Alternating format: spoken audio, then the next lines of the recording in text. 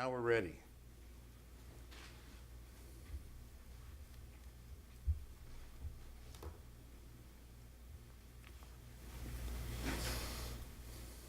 Color guard. Hold. Right. Face. Color guard. Reset. Colors.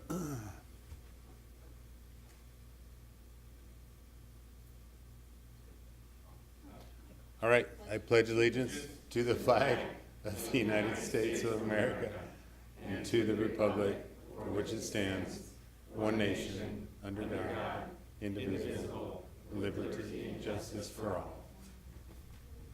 Color guard. Or colors. Left. Face. Forward. March.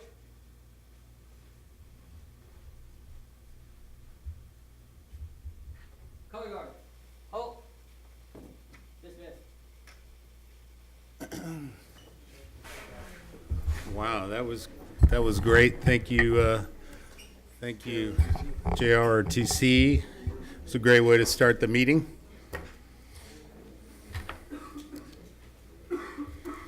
All right, and I'd like to start off with, we didn't have any closed session tonight, so there will be no report out about that. We will start off with the approval of the agenda, tonight's agenda. And if I could have a first for that, to approve it. I'll move to approve tonight's agenda. Trustee Nell. I'll second. The second, Trustee Aguila. And all in favor? That passes 7 in favor, no opposed. And it's at this point in time, we have public comment on the consent agenda. And just as a reminder, if anyone does want to speak to the board tonight, address the board, please fill out a blue card like this and bring it forward and give it to Gladys. And we'd love to hear your comments. I don't see any comment cards for the consent agenda, so we'll move on to item 5, which is approval of consent agenda. And any trustee, would you like to make that motion, or anyone like to pull anything? I'm prepared to move the consent agenda as written. Okay, we have a first and a second, Trustee Mack. All in favor? That passes 7-0. All right, on to item 6 of tonight's meeting agenda, and that's announcements from the board and superintendent. And Trustee Miller, why don't we start with you? Okay. Trustee Nell? No. Trustee Aguila? No announcements. Trustee Mack? Wow. Yeah, we are on a streak. No announcements. Trustee Scott? Well, I have an announcement. Today I attended the meeting at MCOE with the Canal Alliance, and that was very informative. We've got a lot of work ahead of us in terms of trying to heal both sides.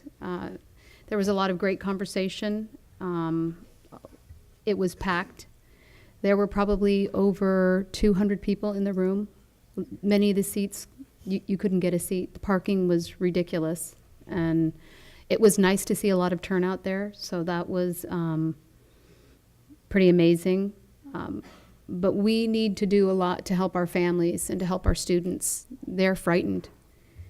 And I think it's something that we all really need to talk about. And I'm glad that MCOE had the conversation and had the meeting with the Canal Alliance, because we need to do more. Great, Thanks. thank you. Thank you for going too. Trustee Belair? Yes, I was able to attend Lucette and Heather Garden ribbon cutting, which was great, and it looks beautiful, and I'll hopefully go back and check it out and see all the new winter vegetables that are going to be growing. I also was able to get to 3 back-to-school nights: Olive, Rancho, and Hamilton. They were well attended. Hamilton was on the hot night last Thursday, but it was pretty well attended. And then Marin County School Boards Association had their kickoff meeting, and I was able to go to that, and Congressman Huffman spoke at that meeting. So, Thank you very much. And I was able to attend the Lou Sutton back to school night the other night, which was great. I really enjoyed that, as well as the Loma Verde back to school night. And it's really great. I love seeing, hearing from the principals and the teachers talking about the 6 C's, their goals, and really bringing it all back together. Everything we talk about here, it's really actually hitting the street in the classroom. And the Lou Sutton ribbon cutting ceremony, that was fun. That's a beautiful garden, and I know every school is jealous to have a garden like that. It's a beautiful spot. And that's it. Superintendent Hogeboom. Thank you, President Cooper. So just to follow up on Trustee Scott's comments today about DACA and the meeting at Marin County Office of Education. So I'm sure everybody by now has heard that Jeff Sessions announced that DACA will be suspended, and that Congress kind of kicked it over to Congress to be dealing with how to follow up on that. There's a lot of concern about that and a lot of fear in our community. Leslie Benjamin and Melissa Diaz from my office went to the meeting today. So we'll be putting something out tomorrow. We're also meeting with the superintendents tomorrow, and Mary Jane Burke read kind of what the Oakland superintendent put out there. So we want to have a unified message. So we'll be putting out something tomorrow, and there's resources we need to continue to provide to our parents. But it's just frankly a brutal climate, and it's scary for a lot of our students and their parents. And so as Trustee Scott said, we need to make sure that we communicate continuously, and we know we let our students in particular, who are the most vulnerable of our immigrant population, know that we're going to be supporting them in our schools, and that whatever resources we can provide, we will. So thanks for bringing that up, and thanks you guys for being there today. Second one is the weather. So it's been incredibly hot lately. Despite what some people think, I think the global warming is here to stay. So we unfortunately do not have air conditioning at most of our schools. And so the bulk of our schools did put air conditioning into their facilities master plan, but when push came to shove, most of them, with the exception of San Jose, wasn't a top priority. So what I'm going to direct staff to do, given the fact that conditions look like they are probably going to get warmer, is do two things. One, go back and look at those schools that did not have estimates for how much it would cost for air conditioning. I think it's it's Rancho, Lou Sutton, and one other school, Hill and Olive. Those three do not have air conditioning, plus Hill is 4. So I'd like them to see, well, how much would it cost to put air conditioning in there. No, Lowell Verity does have it in their plan. So those 3 schools do not have it in the facilities master plan. And then I'd also like to review the schools that do have it in their master plan. Is that initial estimate accurate? So we know at San Jose, I think it was 2.6 million, and we felt that that estimate was accurate. I know the estimate, I think, for Novato High is like 2.8 million or something, and I think for the elementary schools, it's around 600,000. So I've asked Yancey to go back and look and see how much would it cost to put air conditioning in all the classrooms at all the schools. What would that cost be? And then also to have Michael Ward go back and look at the temperatures for like the last 5 years. What are the hottest temperatures that we've had? Has that continued to grow? And also look at some estimates for the future. Is that supposed to continue to go up? Because if we're going to continue to have hotter and hotter and hotter days, where instead of 5 or 6 days over 100 degrees, we're going to be having 10 or 15 days, then obviously it's something we need to take a look at. So I just wanted the board to know that we are concerned about that. We do monitor those classrooms at every single school. It's not just Olive and San Jose, but there's a lot of our classrooms that get hot every day. And there's only so much that fans and open windows can do.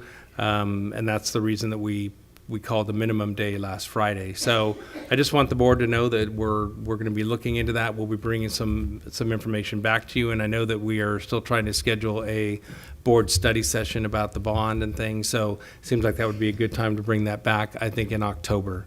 So those are the 2 items that I had. Thank you. Thank you, Superintendent Hogeboom. And we'll look forward to that report. Now we're on to our next item on the agenda is non-agenda public comment. And I have 3 blue cards. The first one is Jody Kuhn. If you'd like to come up, welcome. And I hope I pronounced that correct. You did. Okay. You did. Okay, so my name is Jody Kuhn, and I am a Novato High School parent. You could just make sure you speak into the mic. Okay, I'm not Or used bring to it down this. if you need. Okay. Hi, my name's Jody Kuhn. I am a Novato High parent, and one of the varsity football team moms, along with Renee Portillo.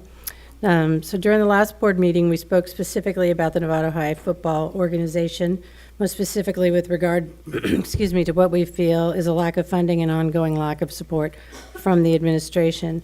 Tonight, I'd also like to touch on a topic that extends beyond football, but to the management of our athletics. I'd like to bring your attention to a very apparent flight of adult leadership and accountability. We're seeing an attitude of quick fixes and disregard that has cascaded down, causing apathy and negativity. The debacle of the varsity team during the summer months did not happen because of lack of interest of players. It's because of mismanagement. Some apparent concerns are, one, we currently cannot get a response from the athletic director, even after notifying the vice principal of the lack of response. Being the team mom, along with Renee, running the snack shack, heading fundraising, it's appalling to have such a lack of communication when needed. We have personally asked for the athletic grade waiver policy to be explained to us, and to date, we have not gotten the policy document to verify if our players, are being excluded from playing appropriately. Players have personally witnessed coaches becoming angry and frustrated after being told untimely certain students cannot play the following morning. That's the night before they're told game day, can't play. We're concerned that that one student athlete, and one of our last games was appropriately sent to the locker room, sent to the locker room after displaying unsportsmanlike conduct while he was having a heat stroke. Cheer Squad Snapchat post was widely released with the student calling her own classmates losers when the varsity team lost their first game. The ice machine in the snack shack has not been fixed. It hasn't been working for the past 10 days. Our first home game, referees were 2 hours late, making bystanders and players wait hours in the heat. Volunteers left to clean up and finishing up with the snack shack, and the administration, everybody had left. Everybody went home, and we were sitting there not able to lock up, so we were told to leave the doors unlocked when the volunteers, and we're not allowed to have a key to do so. The athletics section of the Novato High website continues to show last year's game schedules, even after we sent an email to the administration to update that over 2 weeks ago. Mismanagement is apparently showing up all over the place, and I ask you this: are we going to settle for the state of affairs as the new normal? Is Novato High? That's my 3 minutes. Okay. Anyway, we're hoping for support, and we'll be coming back again to talk more. Thank you. All right, thank you very much, Jody. Next, we have Renee Brown, please. Renee here? Oh, welcome.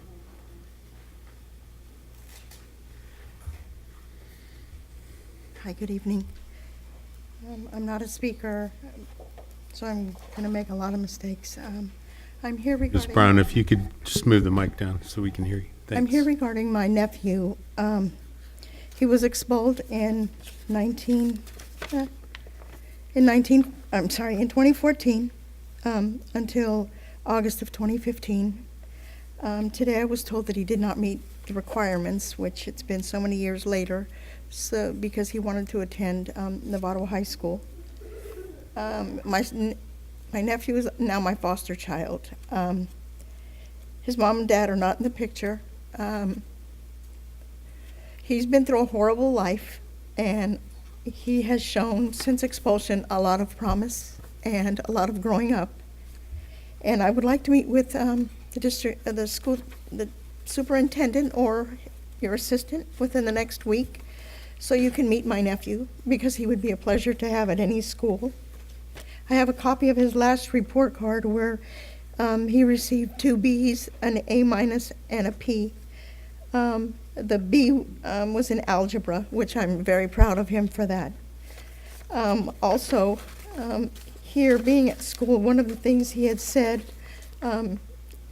is, I want to say I had the best teachers ever. It was fun meeting new friends. It was hard coming to a new school, but I got used to it. My teachers made me comfortable. I also have some comments because he has gotten several awards from Contra Costa County. And I also have some comments from the card that they wrote to him. It said, Tino, be comfortable in your skin. Live your life. Discover your wave and ride it hard. Tino, thank you for opening up this week and trusting me enough to be honest and ask questions. You have such a positive energy. You have made a huge impact in my life. You're amazing. Don't ever forget that.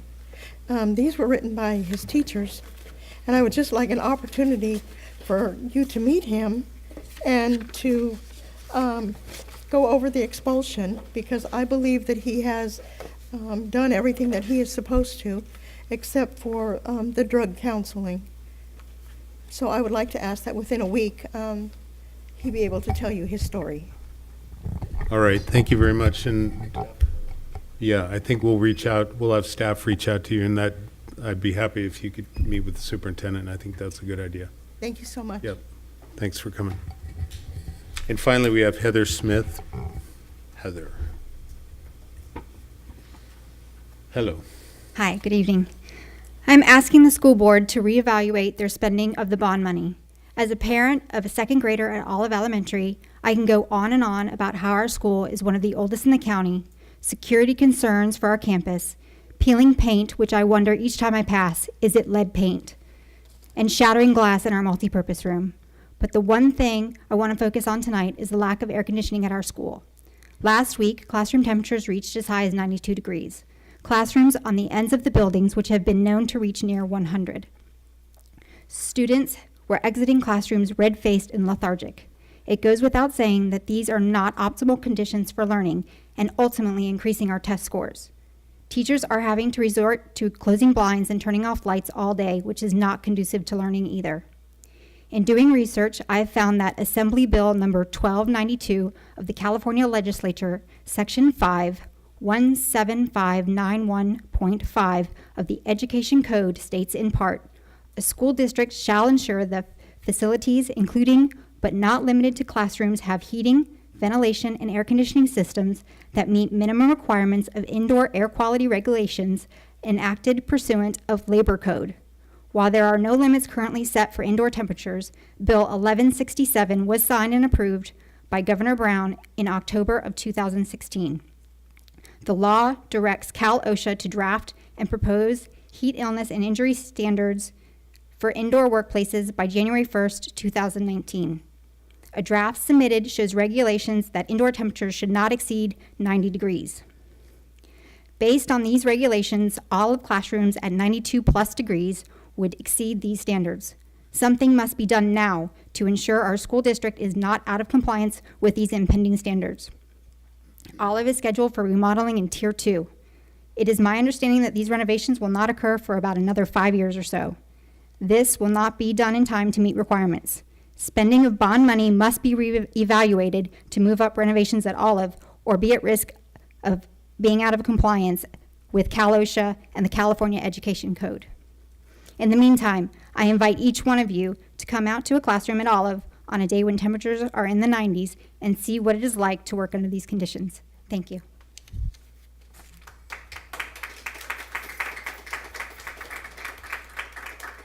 All right, thank you very much. Appreciate the comments. Seeing no other blue cards, people who want to speak, we're going to move on to our first staff report.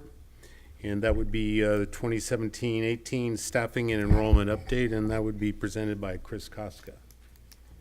Hi, Chris.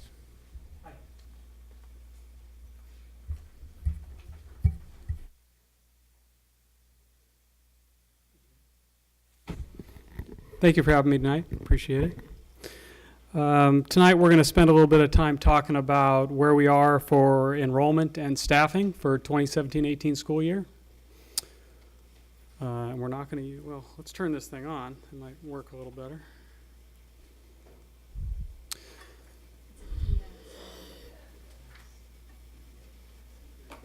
All right, so when you look at our elementary enrollment, you'll see that we are a little bit below where we projected we would be. This isn't at any one particular school. Our projections were a little bit over at each school, with the exception of Linwood and Rancho. interesting thing about Linwood, this is the first time that we've seen Linwood be above projection in the recent past. We think that has to do with some of the impending changes to dual immersion. Speaking with staff at Linwood, they're saying that their TK program and their first grade programs are the most diverse. They've seen them in a very long time, and they believe that's reflective of the changes we have coming towards dual immersion. So again, a little bit low in elementary. We expect that these numbers will creep up over the course of the year. In middle school, again, you'll see that we're a little bit low. The number it's probably important that I say these are day 9 data. So I had to submit the board report last week. So the best I could do was day 9 data. It was an interesting day at Hamilton School. Their numbers had been tracking 178, 179, 177, 178. And all of a sudden on this day, they dropped down 7 kids. The next day, it jumped back up 7 kids. So some sort of anomaly in the data. So we're off about 10 students in the elementary school, or excuse me, in the middle school. So very, very close. In high schools, we've seen a couple of trends over time. San Marin has been pretty locked into their enrollment numbers from day one, whereas Novato High has been kind of up and down and up and down. We're trying to figure out what that's about. In the end, they seem to have settled out at about 1440, a little bit lower than projection. Marin Oaks will continue to grow until they're at about 75 students. The challenge there is that those additional 15 or 16 students that come into Marin Oaks will come into Marin Oaks from either Novato High School or San Marin High School. So there will be an equal loss to that gain. So overall, when you look at our data, we're off about 79 students. A little bit unfortunate. We were hoping we'd be a little closer to that mark. It is important to note that that when Yancey develops his anticipated revenues, he built that on a number that was very, very close to what our actual enrollment is. It was I think he built it at 7,485. So about 5 students from where we are. And again, if our trends continue the way we've seen them happen in the past, this number should continue to go up as we work our way through the year. So we're content that our staffing is based on enrollment that was pretty true across the system, and that our budget was built on numbers that were very, very, very close to our actual enrollment. Any questions about those numbers so far? Miller? So I heard 2 numbers. This looks like we're down 79 students compared to projected, but I heard you say Yancey built the budget on a number that shows us only down 5 from that. Correct. So we're financially closer than, because if we lost 79 students against our budgeted numbers, That would be a problem. we would have to take immediate actions. Right. Yeah, but 5, okay. Okay, I'm just Right. checking. Yep, good check. That's the right thing to check on Okay. these and all those numbers I shared, so thank you. Okay, we'll keep going. So kind of wanted to show you where we are relative to last year. On first day of school, or excuse me, last year we used 7th day data. This year we're using 9th day data. I'm sorry, it looks like 6th day data versus 9th day data. We're about 28 students lower.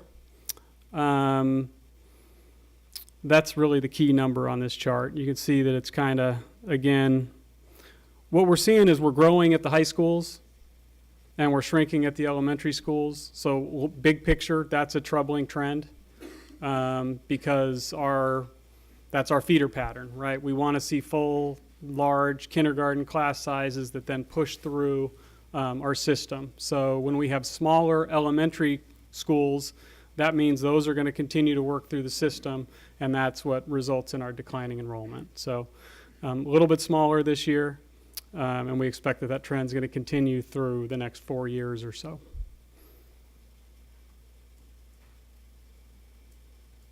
So we did a lot of, and so now we'll move more into the staffing side of the equation. Between spring and summer, we hired 36 teachers. 6 math teachers, 6 special ed teachers, 4 science, 3 English, 3 Spanish, 3 speech language pathologists, 2 nurses, 2 physical education teachers, and then 1 ROTC teacher, counselor, 1 that teaches film and computer, 1 psychologist, and 1 music teacher.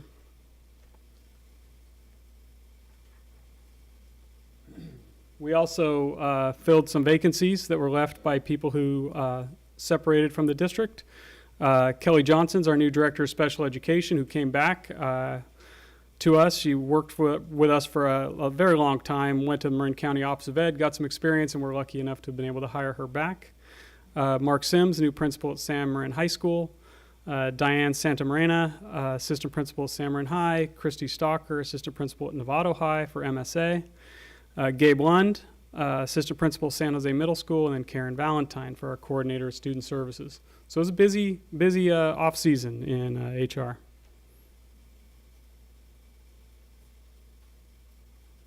We continue to have some vacancies, unfortunately. These are positions that are proving very difficult to fill. 3 vacant psychologist positions. This is a statewide shortage. We are doing all we can to find bodies to do that work, good, strong, smart bodies. And we're also working with agencies that do placements of school psychologists, and yet we're still struggling to fill those positions. We had a vacancy for a program specialist in special education for the secondary programs. We were lucky that one of our new teachers interviewed for that position and was selected.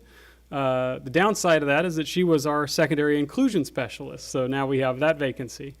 We need a .6 resource specialist at San Marin High School.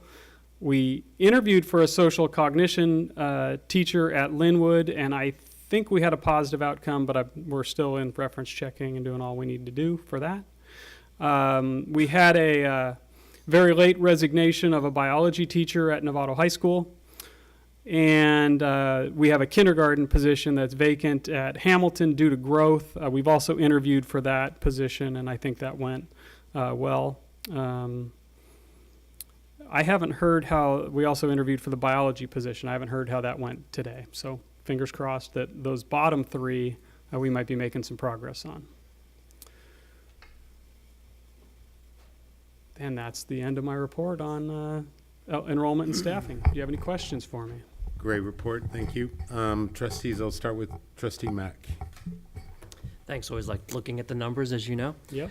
So we have a bit of a bubble, I mean, air gap coming through the system, if you will, on the lower levels.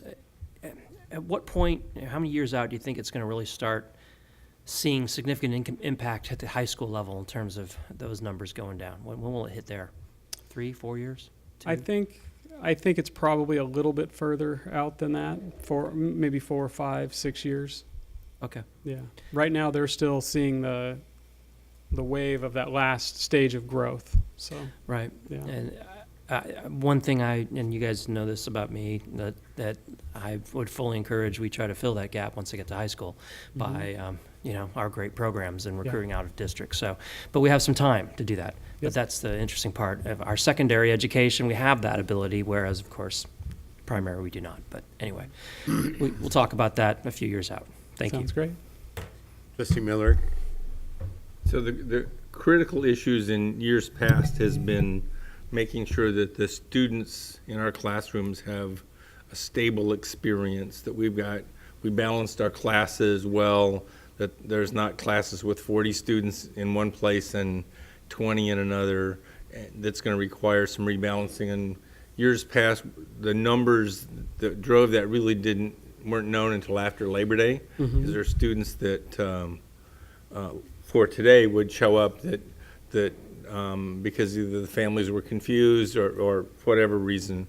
So the solid numbers that the district had, they'd be like at the end of this week, and they would start making rebalancing decisions. Are there any places where you think we're going to have to rebalance students and have them removed from their current teacher and assigned into a different classroom, or we've overstaffed and have to make some adjustments in teacher placement where it's going to affect student learning other than the temperature, which was raised earlier. I want to make sure we've got the stable personal relationship starting to build, or the status of that process. Right, great. We continue to monitor enrollment. We will continue to enroll through at least the next month or so. Instead of doing it daily, we start looking at it more weekly. We did look at it today. There was no significant bounce, which we were, both concerned and hopeful about.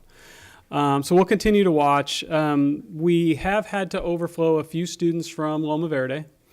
3 students in total. That was at the 5th grade level. It was just an interesting bounce that we couldn't have anticipated. We tried to hold off a little bit, hoping that things would stabilize at Loma Verde. They did not. So at that point, we had to look at other schools in the vicinity that had spots in the 5th grade. We were thankful that Hamilton did have some space in the 5th grade, and we did transfer those 3 students to Hamilton. We did that as quickly as we could, realizing that those personal connections matter. But we also had to give it a little bit of time for the classes to settle. We didn't want to send those students over to Hamilton only to have a couple more students move into the Hamilton neighborhood in the first 3 or 4 days of school, and then have to displace neighborhood school kids from Hamilton to elsewhere. So that's the hard part, is you've got to balance being fast with looking at the greater good. So at Hamilton, we have had to, at Loma Verde, we did have to move those few students. I don't see anything that's really impending that looks like we're going to have to do that again. But, if we had 4 kids enroll in the same grade at a school this week, there's a chance that would change in a hurry. Our classes are staffed pretty tightly. Okay. So in years past, there was some major shifts where like over 10% of the students on one campus were impacted, and you're seeing nothing like that. You're seeing not 20 or 100. You're seeing 2 or 3 or a few. So far, we're 3 students out of 3,500 or so. Okay. At Good. the Thank elementary you for the level. assessment. Trustee Aguila? Yeah. The positions for the school psychologists and the social cognition, I know that we already interviewed. You know where I'm going with this? No. Oh. I'm excited. We're the social cognition and the school psychologists, you interviewed already for the social cognition.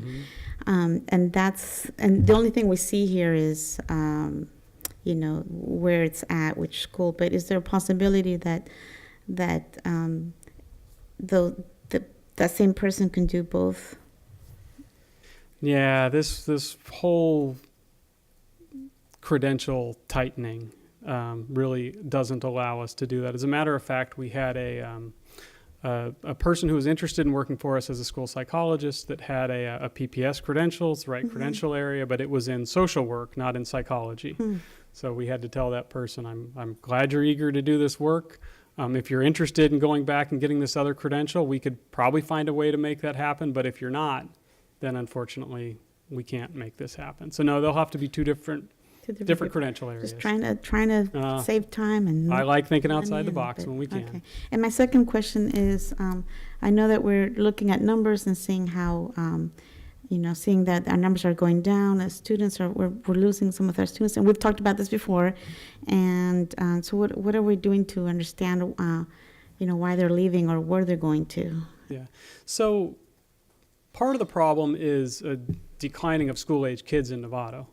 And part of the problem is that we've always lost a certain percentage of students to other education settings.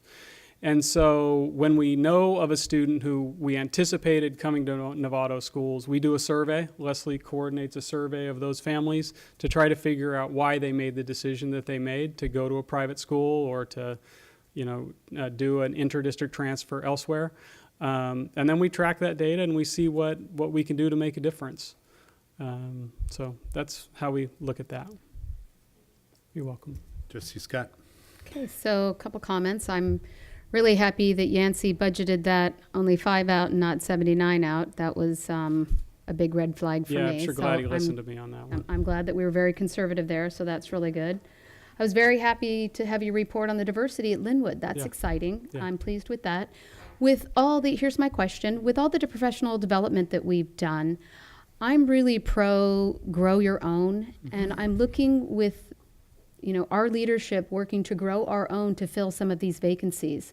Are we on task for that? I mean, I don't have any way of really knowing. I haven't seen a report come to the board to tell me that the professional development that we've been doing is helping and our teachers are growing and we're lifting them up through the process. Yeah, it would be hard to qualify that. I can tell you a couple things we are doing in the grow your own vein. One is that we work closely with Dominican University around student teachers, a very strong partnership with them. Also with Sonoma State around student teachers. One thing that I've been in communication with Sonoma State about is the idea of them having a desire to expand a program that they have on their campus, which is a teacher pathway, typically a bilingual teacher pathway on one of our high school campuses. We haven't had any serious discussions about it. They don't have funding to expand that program right now, but they know that if they do have money to expand that program, that'd be something we're very interested in. Now that's kind of, going back No, it's good before what you're information. talking about. I wasn't aware that we were working on something like that, so I appreciate the information. Yeah, you're welcome. Thank you. Trustee Butler, and then Trustee Aguilar. Yeah, I think overall, I really like the report. Thank you. I know a lot goes into deciding what the enrollment is going to be at all of our schools. So it's a huge effort. And a couple thoughts, though. Could you add Novato Charter School to the report, Yes. please? I know it's not part of we have no control over that, but it's just nice to see that number and to add Nova as well onto your report. Okay. Yeah, happy to do that. And then when we begin this process, and this is just a thought, I don't know if you do this or not, the office managers are the key to a lot of the enrollment number, I think. They know the calls that come in, the tours that are taken. They know their school, and we have very seasoned office managers who know the flow and know the history of their school. And I hope they're part of the conversation when we're picking the right number of what that projection is. Yeah, so the office managers and the attendance technicians, they're the ones that know what's going on. Right, right. And that they're part of the conversation. Yeah, and so Janet Filippelli's been our district-wide attendance specialist, and she works really closely with them. When we have new office managers, she's sure to really, make sure that they're on the numbers and getting it accurate and talking to them about how they reach out to families and how those conversations can look when we don't know where somebody is. Another thing is we learned a lot about the way we tracked enrollment versus attendance. Attendance and enrollment are two very different things, and what a warm body count means. And, so I think we learned a lot this year that we'll carry into next year that'll just make this report next year even better and more accurate. So, yeah. Thank you. Trustee Aguilar? I know that the state and we and NUSD were asking a lot of our teachers, but I'm wondering if when you're posting the ads, and are we looking for bilingual teachers, preferably? Yes. Is that what we're doing? Great, thank you. Yeah, we will typically, not in every position, but in most of our positions, we'll have bilingual preferred. Yeah. And one of my goals is to make sure the demographics of our teaching workforce look like the demographics of our city. It's something we struggle with, but it's something that's important. You're welcome. Thank you, right. Chris. I do want to make a comment that I think you're to be commended for getting all the hires. I think you made that process go very, very smoothly over the course of the summer. And I'm very interested to see what happens at Linwood with respect to dual immersion. Yeah. And that'll be very interesting to see.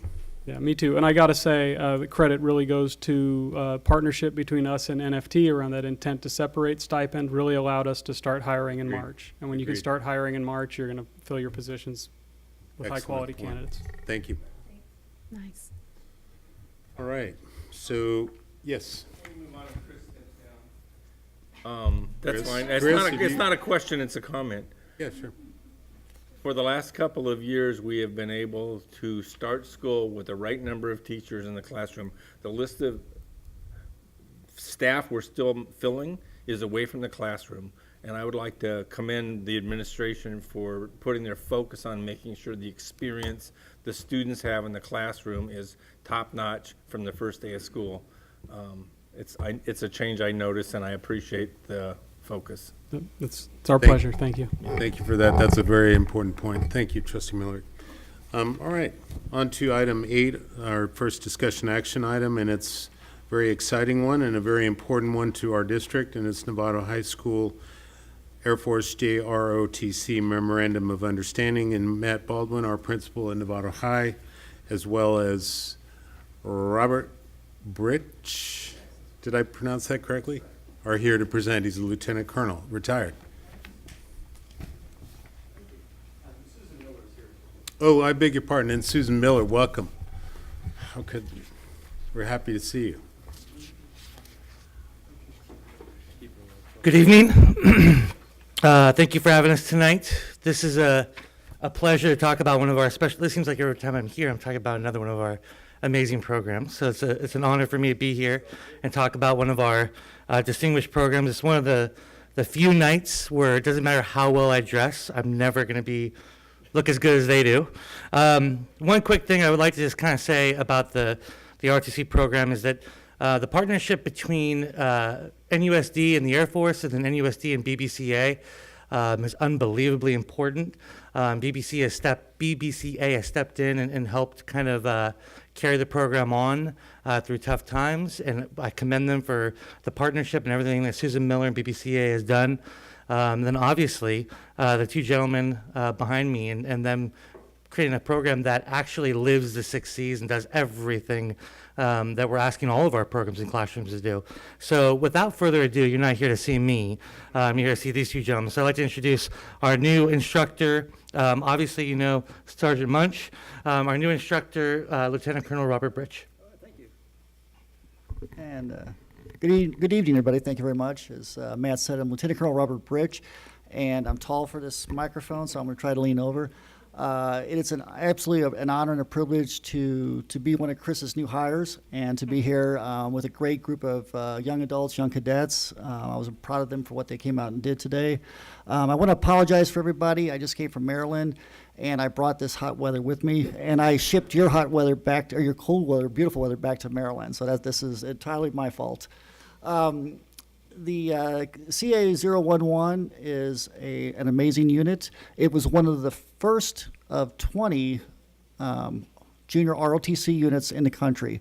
Its past has had great achievements. We've had tremendous support from the board, from the community, from the parents, from the boosters, from the BBCA, and it has made our program a success. We have a short presentation. I'm going to turn it over to Sergeant Munch to go through it. Thank you very much. I got the right buttons here. Thank you very much. I'm Sergeant Munch. Everybody calls me Sarge. This is a PowerPoint presentation that talks a little bit about what our program is and what it does. An overview, we have a very unique mission, and our mission is to create students and we put a lot of emphasis on developing character and capability. That is our biggest purpose, is to prepare them for the real world and ensure that they are not just capable of going out into the world and accomplishing, but also that they are people of good character because they are the future leaders of our country. We do that through a hybrid of the Air Force curriculum. Also, I am AVID certified, as was the prior instructor, and Colonel Britch also is looking into that as well. Our core organization is, is our 100 company/family. We are a 100 core company.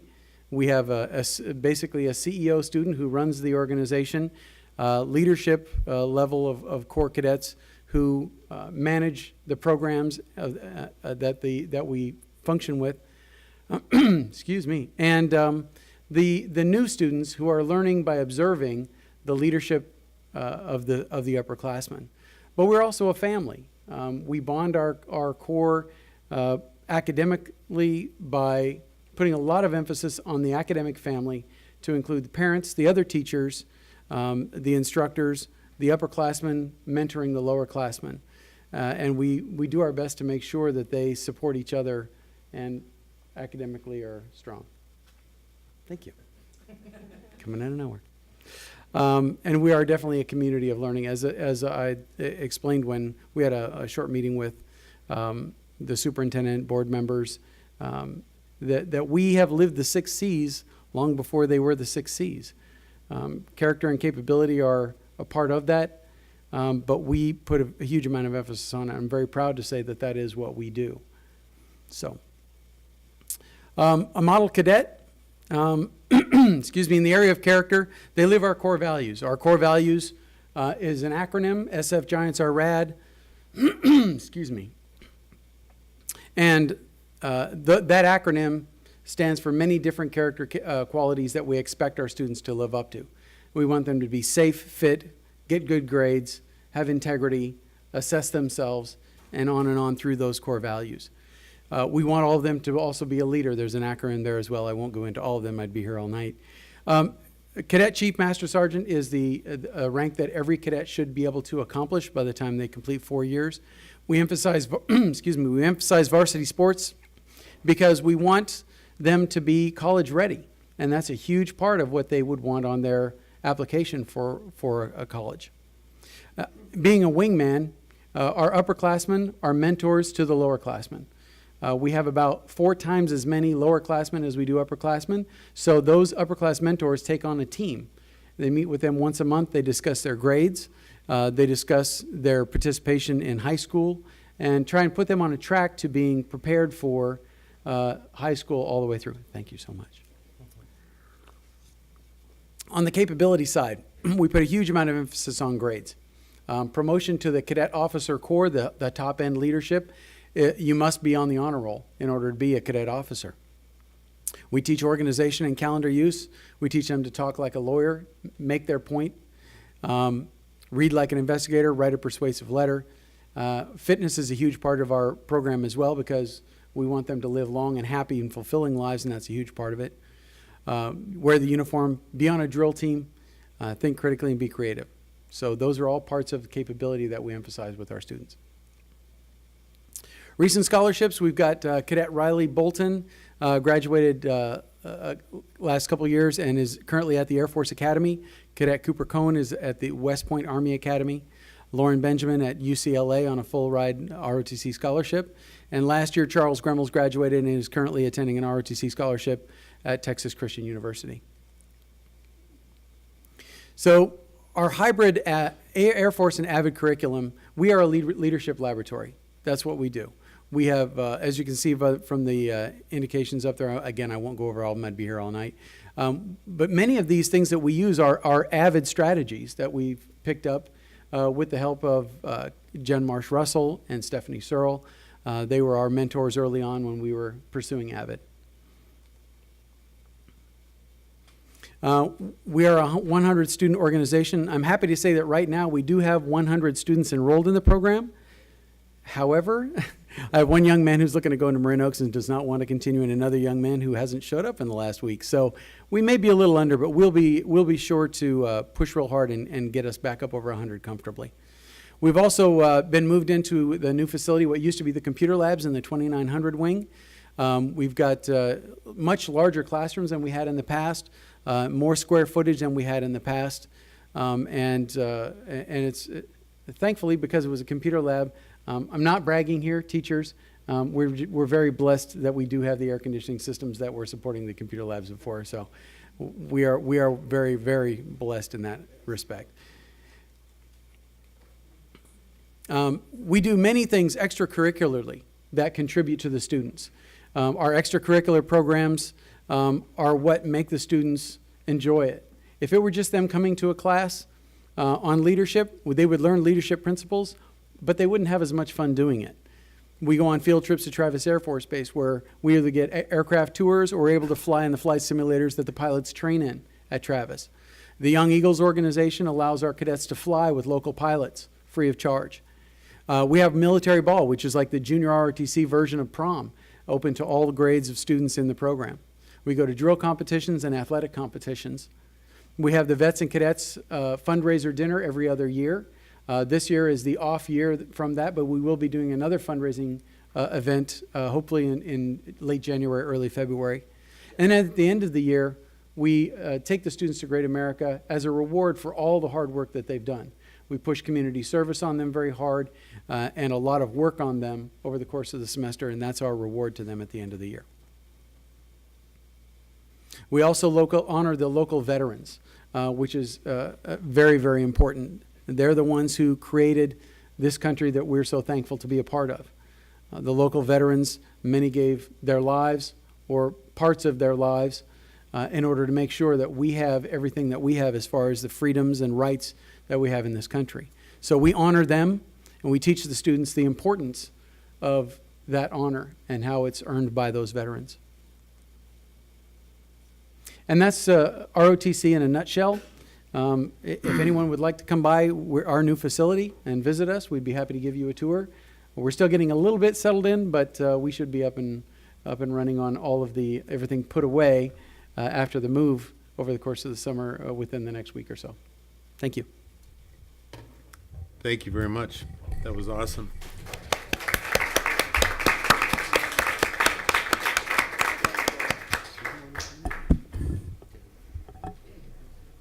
Susan, do you have anything to add?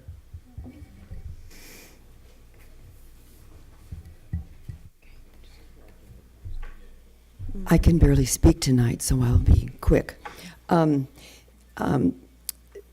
All I wanted to add is that as of today, we have a date set for an event on February 3, which we will let you know more about.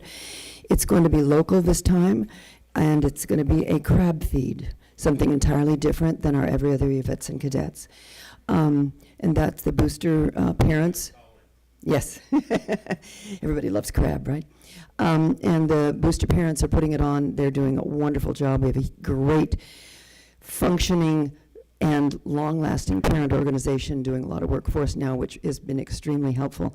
And the only other thing I wanted to mention is a last-minute thing, which is if anybody wants to go have lunch or dinner or breakfast at Grazzi's tomorrow morning, at midday or evening, they'll donate 20%, oh good, it came around, to the Junior RTC program. So if you guys are available, make a reservation because it's going to fill up. Okay, thank you all for your support. Oh, indeed. Thank you very much for coming. I hope you feel better. Thank you. All right, so board, we're here. Yes, trustee. Question for Susan Miller. Thank you for all you've done. And I'm wondering, is there another restaurant too that partners with us in order to, give some We're sort of doing percentage? we're doing these once a month. We're doing them once a month, and this Is is the there next one. There's one in October, and I can't remember what it's planned for. Is there another restaurant as well? Not for tomorrow, just No, not Grazzi's. for tomorrow, but I believe there's another restaurant that also wants to give to the ROTC. You thinking of Jason's? Is no. No? In the past, we've gotten the same type of support from the Oh.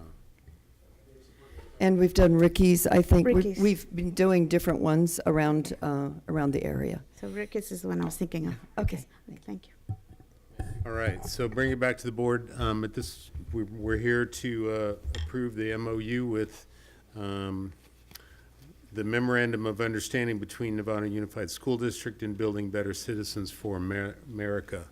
And so let's open that up for discussion and/or questions. Go ahead. Trustee Aguila, you can go. Yeah, I was just, I want to thank the ROTC for, being teachers, being parents, looking at the child in the whole. You're not here just for, educating and making better students of our students is your goal. Not money, not anything else. And so, I really appreciate this, and I would like to put the motion on the table to approve the revised annual MOU for Building Better Citizens of America. I appreciate that. We have a first and then Second. more second. Trustee Scott, get that? And then comments, questions? Debbie? Yeah, I mean, we really didn't go over the MOU, No, so not I'm at all. assuming everybody is fine with that. I mean, you made some revisions from the prior MOU, correct? Yes, so if I'll just briefly, I should have probably highlighted the changes, but before that, I would just say that, when we were here honoring Yoshi last year. That was pretty emotional, and he's done so much for the program. But want to thank Sarge again for coming, and Colonel Britch, we're really lucky to find you. So two great people of high character to lead us forward. Really thank you. Matt, thank you for the administrative support of the program, and then Susan's been awesome. So again, I think we all understand how much this program really supports all the direction we're going in Nevada, and we're lucky to have it and lucky to have you guys with us, and same with the students. So back to the MOU. Also want to thank Derek. So Derek and I and Matt and Susan and our Air Force guys sat down to kind of talk about how things were going. Matt made the decision last year about a bigger room that might be better for them and work out for some other needs. The MOU was a little unclear about when we would meet, so that's what we cleared up. So in the section 1, we added the last two sentences. BBCA and Nevada High staff will jointly present annually to the Board of Trustees an update on the enrollment, program highlights, and support provided for the previous year, as well as an overview of the program for the upcoming year.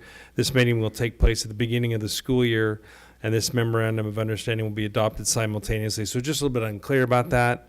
In the second bullet, about halfway through, it says this frame will provide for semi-annual meetings with the BBCA to discuss the JROTC's program, curriculum, and instruction, and so forth. I think before it said maybe we'd meet 3 or 4 times a year, but really we only felt we needed to meet twice. And then I think that was basically the gist of it, except to say we might have rewritten 6 and 7 about that. We just thank BBC for their support and appreciate the support they've given us, and that we would review and extend this MOU annually. So those are kind of the gist of the changes. Okay, Okay. so can I follow? Yeah. Just in the board report itself, though, I just wanted you to speak to them being placed on probation and what that means. And it says continued probation status may result in the program being eliminated by Air University. So we just heard that they're close to 100. When do we notify the Air Force? So I'll have to ask for help on that. Matt, do you know? Okay. There you go. Thank you. Because we have a whole agreement separate outside of Right. the MOU for that, and I think that expires in a couple of years or something like that. And what is that? Is that exactly 100? I mean 99? If it drops below 100 technically? Yeah, anytime the number drops below 100, the Air Force would put us on probation. Yeah. But I'm confident that we will get the students necessary to keep us above 100. We've been there before, unfortunately, yeah. And Indeed. unfortunately, the reason we were on probation last year was because Colonel Yamaguchi was not on hand. Right. And we lost one section in first period, and we maxed out a section in seventh period. Those are the two periods where we typically are able to add the most. We were unable to add students first and seventh period because I was working it on my own first semester. Okay, But I'd like to add that when Colonel Yamaguchi came back second semester, we easily got above 100. okay. And those sections were added. And now you're at full staff. Yes. It's all going well. Okay. Okay, thank you. Okay, trustee Millerick, and then trustee Aguilar. This is gonna take some memory, and so the first question, do we know last year, or maybe the year before, but last year, how many dollars got awarded in scholarships to our students for college program? I bet he does. Somebody in the room knows. Sarge? Well, unfortunately, I don't know that number because the awarded scholarships were handled by Colonel Yamaguchi. He managed the upper class and managed those. But last year we had, like I said, the one scholarship, full ride ROTC scholarship to Christian University or Texas Christian was, I believe, easily over $100,000. So Riley was year before, and Cooper was the year before as well. Yeah. That's my belief. I can't swear to that, but I believe that's appropriate. So when we do the math for the cost of the program, the math always is how much does it cost the school district, not how is it benefiting the community. And those scholarships that have rolled in large numbers don't end up in that equation. So they're important, but they don't get counted in the bookkeeping for the school district. Correct. They're a student asset, not a school district asset. So that's important. The second thing is, Yes, sir. This program was challenged, and you weren't here, but this board and this community, mostly this community, stood by the ROTC program. There was an active air base in this town. It was the first Air Force ROTC unit in California for very good reasons, and those reasons still exist in this community.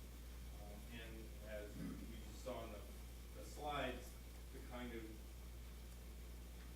citizenship programs that ROTC represents, if you choose a military future or if you choose a civilian future, are valuable for Nevada's children and Nevada's students. Absolutely, sir. So I would like us to think about, I'm going to challenge you now, that 100 is no longer the right number to aspire to. Yes, sir. The right number is maybe 150 because it's clear we're running consistently at 100, and we should start thinking about, all of us, how we can make it a bigger number than 100, not just get up to the minimum number. We ought to get beyond that. So I Right, sir.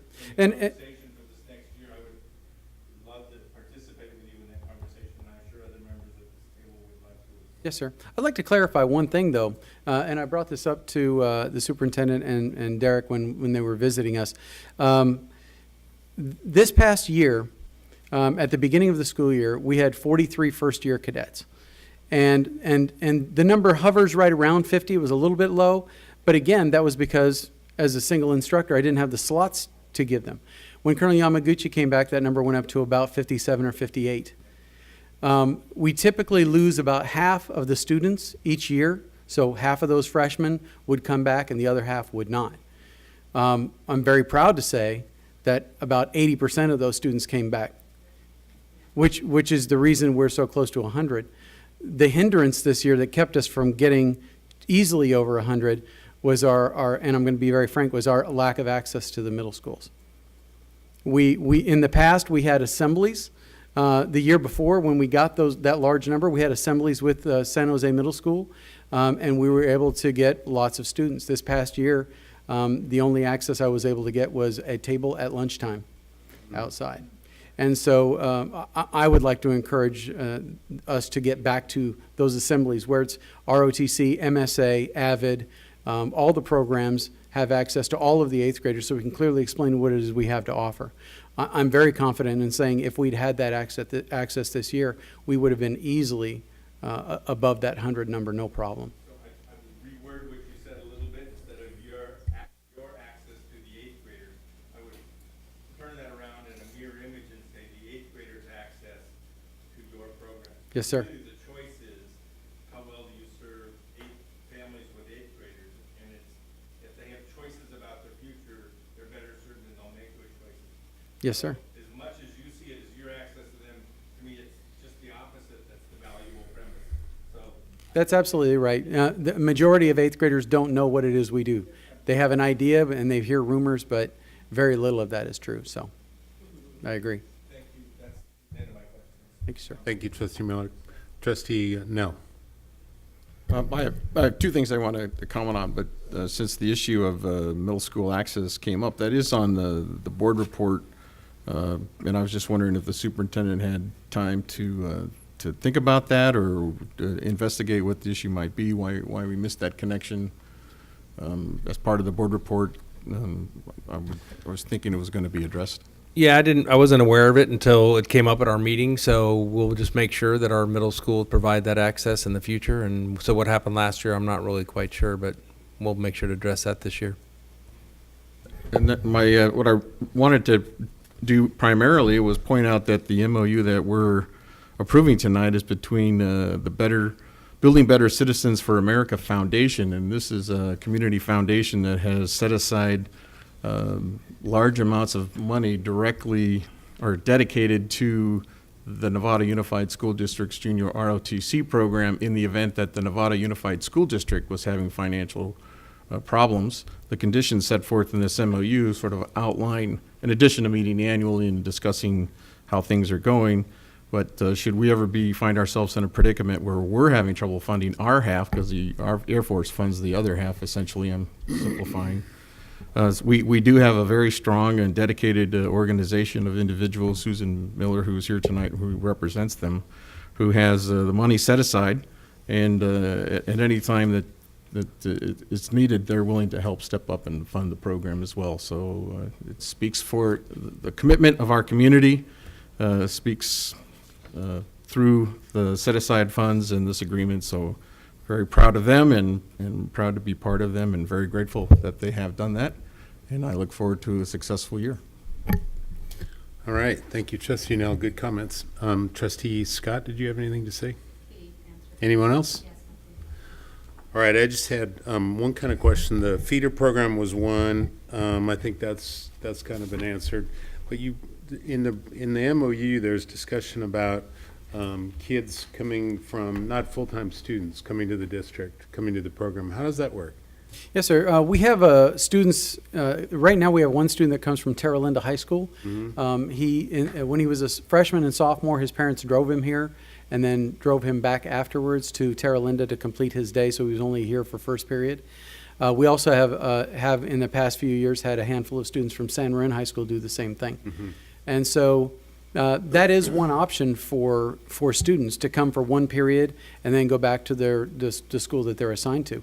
One thing that we had pursued in the past also was to make sure that there was also an option if students were from outside the district, just like they are for MSA, since junior ROTC is only available here, if the students wanted to come here full-time because they wanted access to the junior ROTC program, that's an option as well. As of now, I don't know that anybody has taken that option, but that is definitely something that's available to them. Okay, no, that sounds great. I just wasn't aware of that. Maybe I was, that the one student came from Terra Linda. But the feeder program, I think that's a no-brainer. I think, just set your goals high. As Trustee Miller said, I think it's a great program, and you're doing great stuff for our kids. Thank you, sir. And so with that, we do have an MOU to approve tonight. So we have a first and a second, and all in favor? That would pass resoundingly 7-0. Thank you very much. Nice job, guys. President Cooper, could I make one last comment? Yes, of course. So I apologize to the board for not letting you know this earlier, but Principal Baldwin will be out for about the next 6 weeks. 3 weeks, thank you. So he's having some jaw surgery done, which doesn't sound like fun, or he says it's not a weight loss thing, but maybe it is, I'm not sure. But so he, on on Thursday, he gets to have fun you have his jaw wired shut and all that stuff, but he'll be out for 3 weeks. And so Jen Nickel will be filling in for him as the principal, and Ron Del Magine will be filling in to help out over there. Anything you want to say about the transition while you're gone, Mr. Baldwin? Okay. Nothing like being put on the spot. Okay. Well, good luck, and we hope everything works out for you. So Best thank of you. luck. All right, we're on to item B, the approval of local control accountability plan with technical corrections. And you're not Julia Kempke. Oh. All right. Good evening. Good evening. Yes, thank you. So in June, we came before the board to approve our LCAP. The board approved the LCAP. After that approval, we sent our LCAP to Marin County Office of Education. On August 22nd, we received written notification from the county office, which commended our LCAP, as well as indicated some technical amendments that are required that ensure all required state measurements are addressed. So tonight, we're here to obtain the board approval of the technical corrections of the 2017-18 Local Control Accountability Plan, also known as the LCAP. The two areas in where these technical corrections were under the goals, actions, and services, which starts on page 26. And then the second area was under the increase and improve student services for unduplicated pupils, which starts on page, which is on page 75 of our LCAP. The technical changes to the LCAP have no effect on the budget or allocation of funds. The superintendent and staff recommend approval of the technical amendments of the 17-18 LCAP plan for our district. All right, thank you, Yvonne. Bring it back to the board. Comments, questions? Trustee Mack. I'll move that we approve the changes. Okay, we've got a first and trustee Butler's a second. I just want to say how, and you and Julie have done a tremendous job in this document. It's daunting if people have read through this document. It's like a small novel, and so thank you. It's amazing. Thank you, and it's a team effort, and Julia does a great job leading that effort as well, but it takes a family, a team to get it done. It's a whole village, yeah. Yes. Thank you very much. And Thank so you. we have a first and a second. All in favor? That passes 7-0. Thank you very much. Now we're on to item C, which is a resolution, our second resolution of 2017-18, authorizing the issuance and sale of refunding bonds and approving forms of documents and actions of officers of the district necessary in connection therewith. Did I say that all right? And Yancey Hawkins, our Assistant Superintendent of Business and Operations, will present that. All right.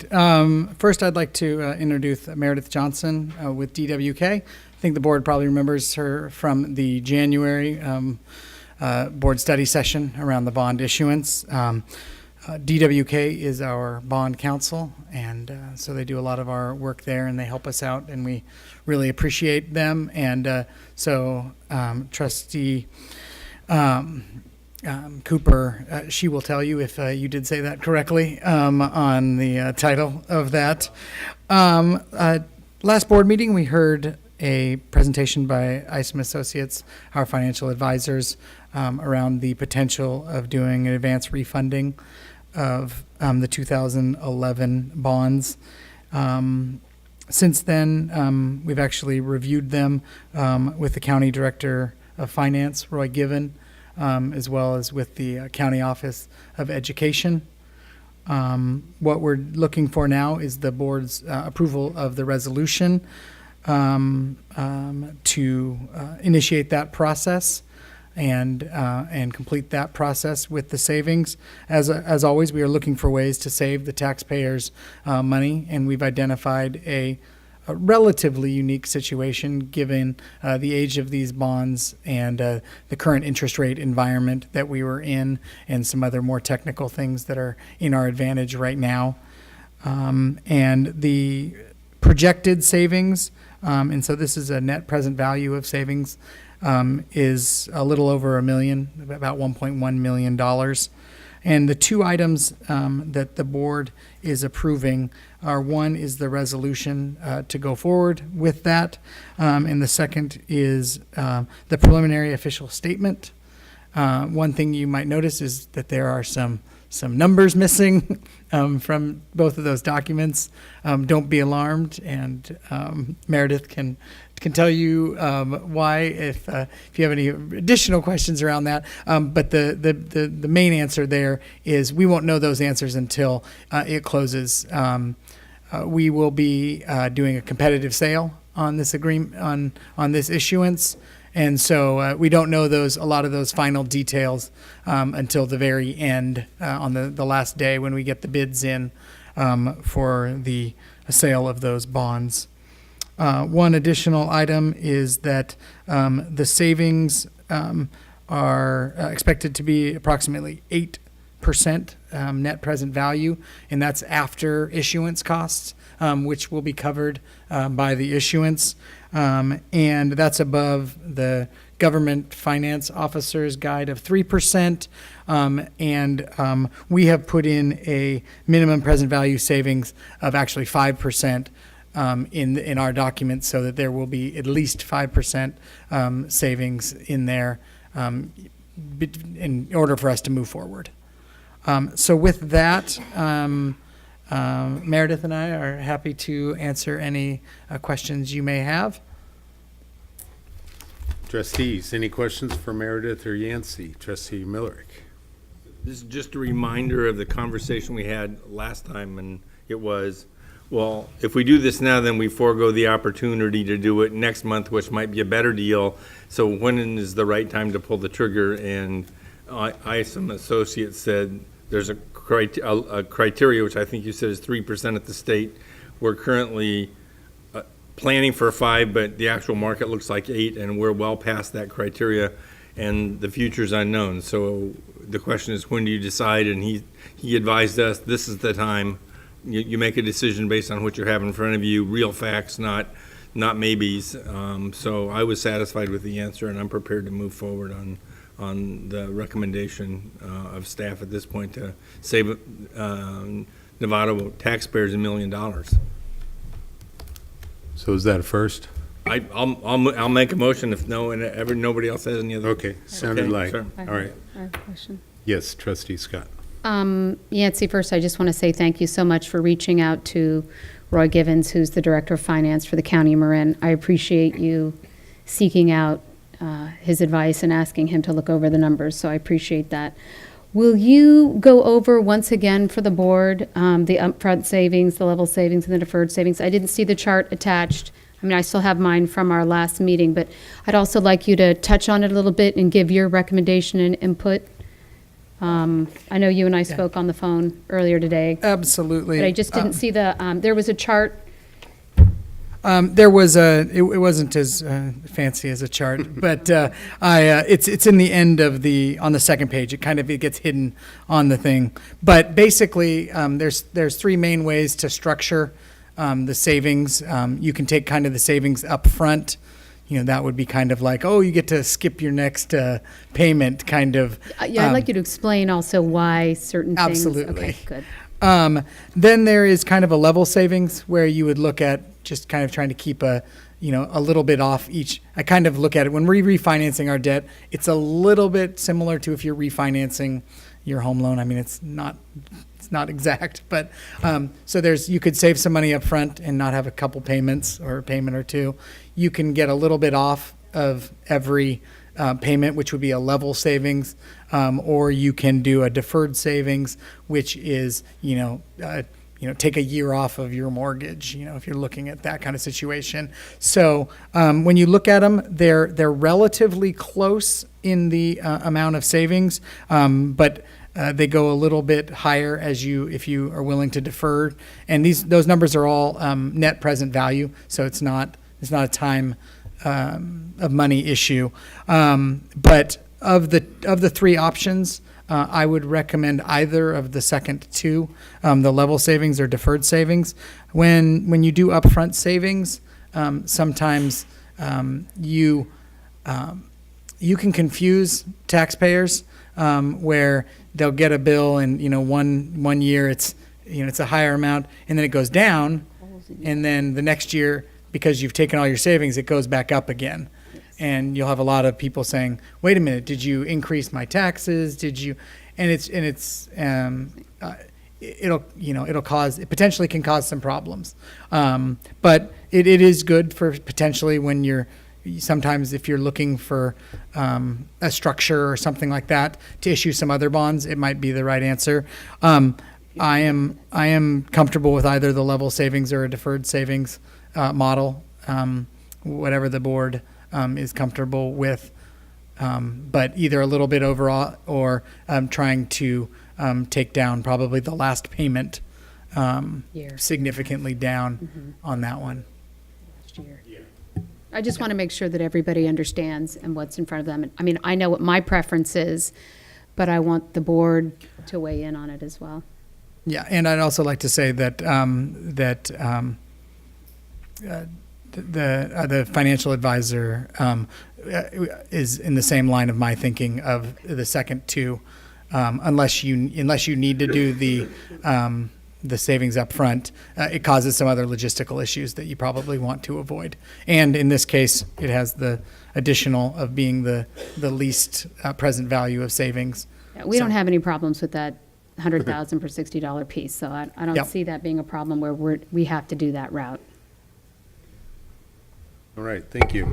Are you looking, if I could, are you looking for us to give you direction on that tonight? If the board has a preference on Okay. the savings, then I would like direction on that tonight. If not, we will move forward with, but I believe it looks like potentially that the board does have a I think preference. we're probably all there. Trustee Aguila, You have a question, Maria? trustee Mack? Just, I'm looking at Exhibit B, and the estimated cost, $150,000. And I think I know the answer. I just want to be clear. That money's not coming out of any general fund of any kind. That's coming out of the proceeds of this whole. It comes out of the proceeds, and it also is calculated into our savings. So any savings that estimated, also, sorry, I do want to note that any savings that we are noting here are estimated savings based on where the market basically is right now.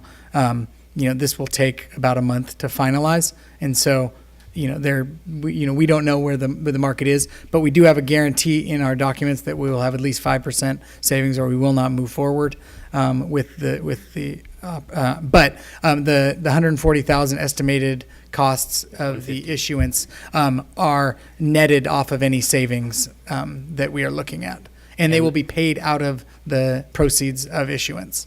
And unlike the proceeds and everything else, they're pretty much locked down. They are very, very close. Right. I know, yeah, they're with nearest 100. But yeah. Very close. One thing to note is a refunding. This is different in a refunding than in the other bonds that we are issuing. The issuance costs do come out of the amounts coming to us when we're issuing the Measure G, the $222 million. But as these are refunding, you have to, and Meredith said it better than I did, but Meredith she said it better than I did. You're talking about principal and interest. Yep. The government code requires that when you issue refunding bonds, the aggregate principal amount plus interest on the refunding bonds has to be less than the aggregate principal amount plus interest on the bonds that are being refunded. Okay. So it may be that you're issuing actually a higher principal amount of refunding bonds, but your interest savings causes the actual repayment amount to be lower than it was on the bonds you paid off. Okay. So there has that around government code, which allows for the issuance of those costs, but obviously it requires savings, and that's why we've mandated at least a 5% savings. All right. I'm good. Trustees, any other questions? And I think I have a motion. Yeah, you have a motion for me, and in terms of direction, I would prefer that we put all the savings at the end, in the sense the community had an issue about having one bond overlap another. Exactly. The less they overlap, it seems to me that's the direction we got from the community. So personally, okay. That's my view, but, and you have a motion. Okay. And I'll put it in the motion, and I'll put. And so I'd like to go around, just if I could, hear everybody's opinion on that, what way to go out of the three. Trustee No. I prefer the level savings, but I'm open to second one. Discussion. Okay. Yeah. Trustee Aguila. Yeah, I prefer the level one as well, but one of the two, that's the ones that I don't like the third one. But other than that, You're the level. Okay. I can second. Trustee Mack. Okay, if you'd like to make a second, you could. Trustee Mack? I'm fine with the end of term, and I'm fine with the motion as it is. Okay. Trustee Scott, I'm supportive with the motion the way it is. And my reason for that is just with the additional pulls that we're going for, there's going to be some overlapping and some high bond payments to be paid. And the quicker we can get this off our books, for me, the better. Okay. Yep, I agree. I agree too. So we have a first and a second. All in favor? That passes 7-0.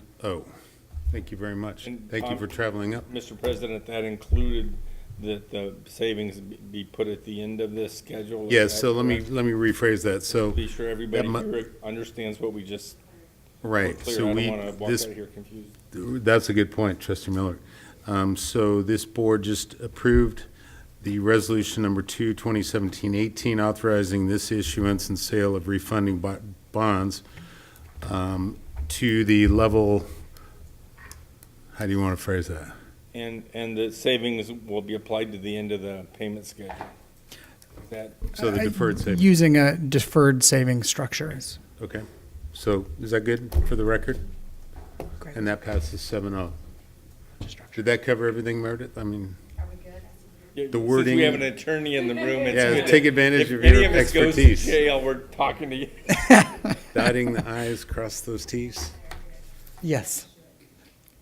I saw you. All right, good. Thank you very much. Thanks, Yancy. And thank you for Thank you coming for in traveling and up. say hello to Sandra. I saw her recently on a less happy note. We had, so.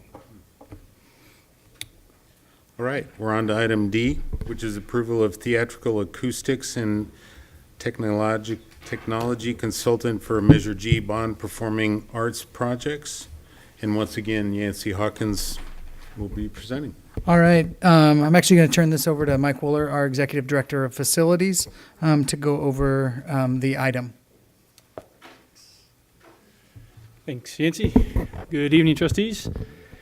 Here before you to ask approval to award a contract to a theater consultant for performing arts support services for our district, specifically for our Measure G bond performing arts projects.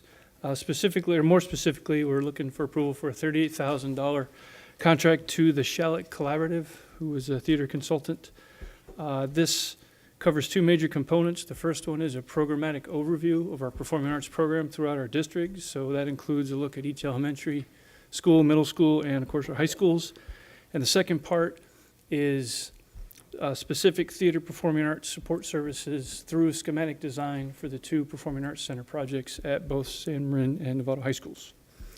To get to this recommendation, we did our typical request for proposal process. We got 4 qualified bidders and did a review process with Greystone West, narrowed it down to the Shallot Collaborative as the preferred consultant, but due to the complexity and high interest with the performing arts, we thought it best to get a collaborative group from our performing arts experts at the high school. So we got 3 or 4 folks from each high school together, met with the Shallot Collaborative, did a little presentation and some discussion questions, and they too thought that this was the preferred group to award.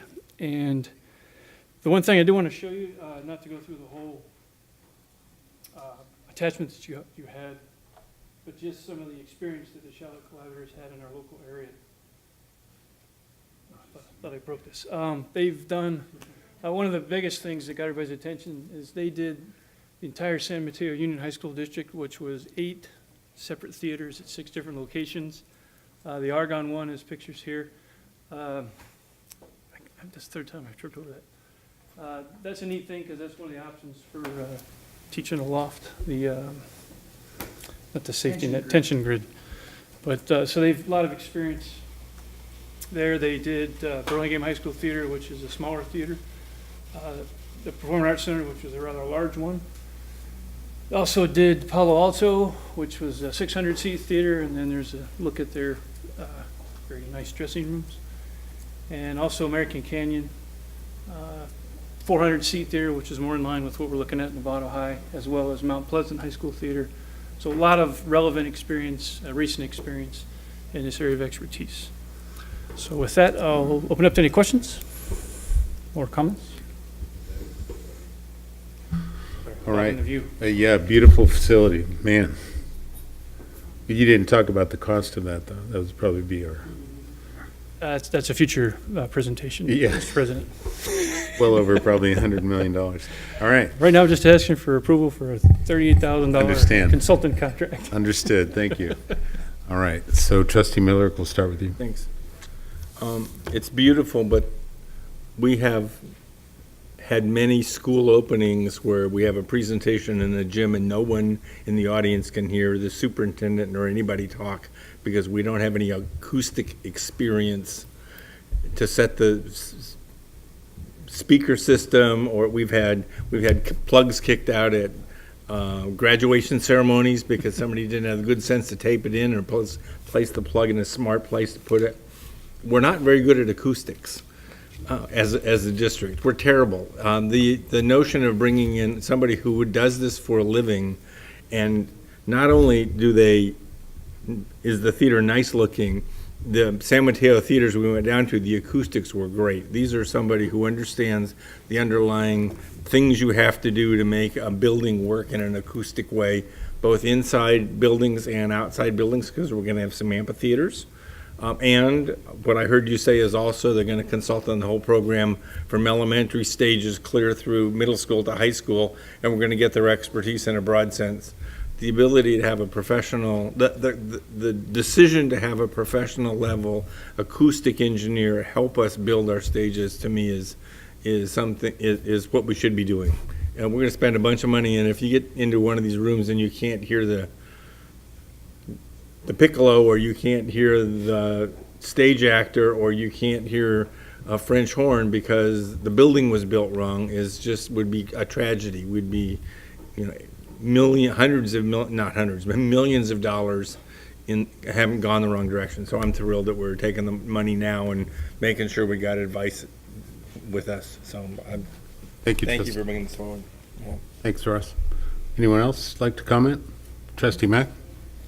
Yeah, so I'm just reading through the proposal, and so I'm a little confused because it does say the SC work will not be providing services in architectural lighting, okay, but acoustics or noise isolation in the scope of work. So, but we're talking about acoustics. So, am I reading it wrong, or? No, this is to help get through schematic design, and then once we get past that, they'll continue to work with the architect to provide that specialty Okay, expertise. so it's more of a, I don't know.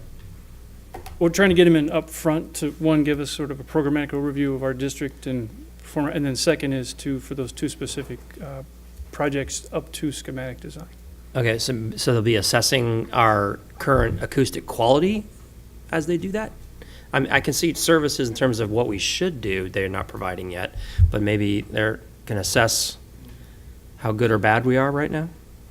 I think they're going to tell us what we're going to need to make Okay. it what it should be. Because I agree 100% with Trustee Miller.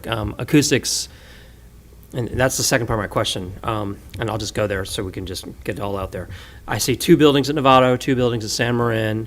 I can guess which 2 buildings we're talking about in Novato. I'm going to guess the building that doesn't exist yet, and as well the old gym, or is it going to be the old PAC, or both? That's what they're going to say. I'm getting into scope here, but Well, that's what they're kind of yeah. going to tell us, which Okay. ones. Because the old gym goes way into what he just said. It's horrific sound. Anyway. I've been exposed to it too much, so I'm kind of scarred by it. And, and then San Marin, I'm not sure which 2 buildings aside from the existing PAC and. The 2 buildings actually are the 2 performing arts centers, one at each high school. The Novato High School that does not exist, and the redesigned and renovated Performing Arts Center at San Marin High School. Right, but then it says there are two at Novato and 2 at San Marin, so there's an extra building at each one. Which is fine by me if it's within the scope, because I know that in the case of MSA, they definitely need multiple performance spaces for hosting festivals, et cetera, or just classes. I think we actually wrote that in depending on what options we do to build the new facilities might depend on how we reuse some existing to cover. So depending on what option the board chooses when we build a new one would determine the other building that we might need to, for instance, in Nevada, we might redo the old gym to help bridge the gap. Or have it Or it abut might be the the new old thing, and then you got performing a arts double center. building right there, yeah, right. Sorry for the confusion. I'm just getting kind of a little more detail here. I'm reading into it, but I just was wondering if there was more to it, or this is just more kind of open-ended, seeing where we're going to go. It's more the latter, I think, Okay. at this point, but it's trying to bring them in early to get us that expertise up front so we know we're going in the right direction. Okay, and then I'll just finish this. I'm sorry I'm taking so much time. But the old gym, if there's anything we could please do in the short run out of this or a short contract just to get some sound engineering in there. It's the only spot all the music programs and all the dance programs have to perform on that campus. And we're talking about 500 students, and this is a bad spot. It's terrible sound. I've received unsolicited feedback from my 2 daughters with the same information. Okay, so. and I'm sorry, I'm biased. I have a musician, and I see it all the time. So, but if Thank you. anything we can do in the short run to get a quick fix out there, fabric, anything, please. Nevada School's example of bad engineering that we teach our children so they do better when they grow up. It's a code. Well said. All right. Let's keep it on task here. All right, good bird walk there. That was good. Good point. Any other comments on this issue? The only comment I had, I'm really happy with this choice. I like the fact that I'm comfortable with the fact that they're gonna talk to both groups, and both groups are really important, obviously. And then they're gonna come together with something that each group will be happy with, and we can move forward. Happy with those individually as well as maybe for the district as a whole, who knows? And that's another Right. reason to bring these experts in, is they're very good at, we're constructing district-wide assets. vision. I mean, they're at school sites, but they're district-wide Yeah. assets for everybody Yeah. to use, so. All right.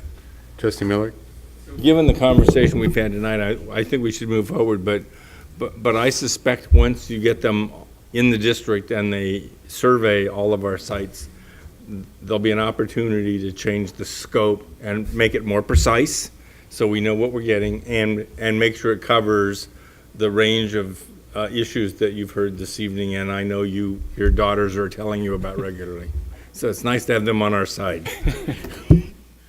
They have opinions, that's for sure.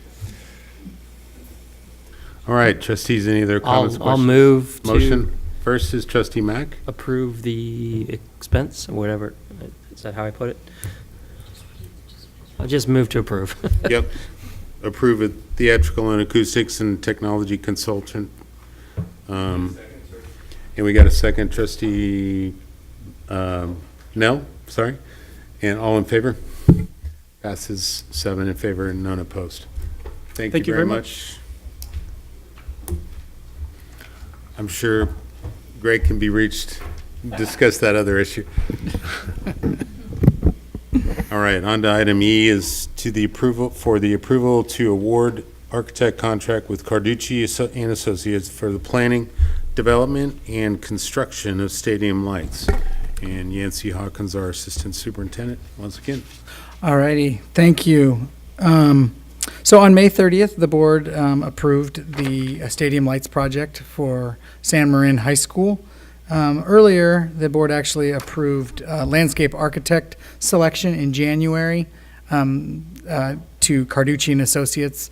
We've chosen most of the architects that we'll be working with in advance on the projects that we will be doing in the next several years. The contract for architectural services, which include both landscape architect services, electrical engineering, and structural engineering, are scheduled at $92,000. And there will be an additional contract around sound mapping and design in line with our EIR that we did for design of the sound system, but this is for the Stadium Lights project. That additional sound mapping and design will come at the next meeting. One item to note is the contract is for $92,000, but the San Marin Sports Boosters had already engaged early in the process Carducci and Associates to look at that, and they've actually already paid $12,000 in advance of that. So the net due on this contract is $80,000, and as with the approval on the May 30th, the San Marin Sports Boosters will be paying 1/2 of the cost relating to the stadium lights. So they will be paying 1/2 of the costs of this contract relating to the stadium lights. So with that, I'm happy to open it up to questions. Trustee Miller? So my concern is that there be no ambiguity who paid, whose these assets belong to, who has financial interest in these, who holds any financial say on any of this. This is district facilities, and we're building, it's district property, it's district land, it's district EIR, and these are district contracts. So however they're written, and I'm not the attorney to judge, I want to make sure even if a payment came from some other source, it's clear that it's Their Carducci's obligation is to the district, to nobody else. So if we need to have the boosters or whatever the group's called, pay the money to Novato District as a gift, and then we apply it to the contract. That seems to me to be cleaner. There's no claim anybody can make against the professional services Carducci performed that flow to anybody other than the Novato School District. So I just want to make sure we're clean about this, because if this gets confusing, or there's some conversation where we have to invite a third party to review some of this, I want everything to be crystal clear. We had a public process. The school district made a decision to move forward. We're moving forward, and that is separate from the source of the funds, and they flow in a way that doesn't put somebody else in the middle of any legal proceedings or debate or something. So that actually, absolutely, these are 100% district assets. That going forward, everything will be a reimbursement. The district will be paying and be reimbursed. The reason that the entire $92,000 is included, including the previous payment that was made, is actually for a liability and insurance reason of now that we are a party to the agreement, and the early work in terms of schematic design and those costs, which are covered by the architect's insurance, and that we are now a party to those services. And it's as if we paid, that the district has paid for those services, and now the boosters have basically made a donation of that payment of those services. But we brought this to legal, and that's actually how they requested that we deal with it, of having the entire $92,000 as a contract and not just the $80,000, because that payment was months before the board took action on the project. So they said, in order to have it be that all services that were provided by Carducci be insured, and that we are a party to the agreement, that was the best way. So absolutely, that's a great question, and that's why we consulted the district's legal team around the drafting of this. If you've got legal sign-off, you heard my issue. Yep. I don't want somebody else, if there's going to be a disagreement, I want that to be framed in as simple and straightforward a process that represents the public decision this board and this district made. And so, I mean, I would invite you to double check with them. I don't want to get wrapped around the axle because we were trying to save 10 cents now, it's going to cost us confusion later. Yep, very good point. Trustee Mack? The only thing I'm not seeing on here is just any element of timing in terms of when they plan to start, when they expect to finish. Is there a deadline, anything like that? So they will be getting started right away.